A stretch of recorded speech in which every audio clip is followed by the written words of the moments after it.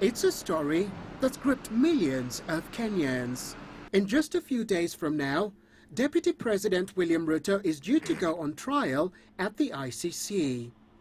A former radio presenter will be joining him there, and in November, President Uhuru Kenyatta is also due there. They're all facing similar charges, among them murder, stemming from the violence that followed the 2007 elections.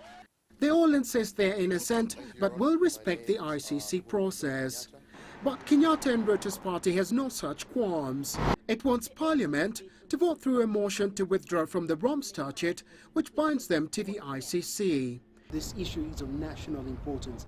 The man behind the plan says he is aware this will not stop the trials, but insists it's about Kenya's sovereignty. A sitting president and a deputy president elected in a free, fair elections, transparent, upheld by the Supreme Court of that land, are being paraded in a foreign court.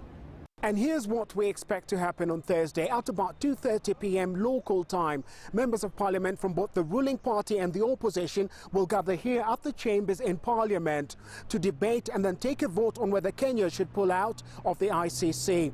Those proceedings expected to last at least 4 hours up until 6:30 p.m. local time, after which Parliament will then be adjourned until the 17th of September. And there's a real chance the motion could succeed.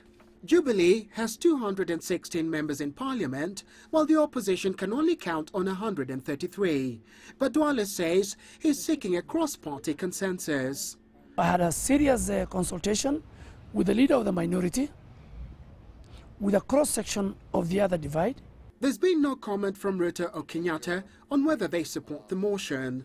But if it does go through, Kenya will be the first country to withdraw from the ICC. And that's likely to have serious repercussions for its international relations. Nagila, CCTV, Nairobi, Kenya.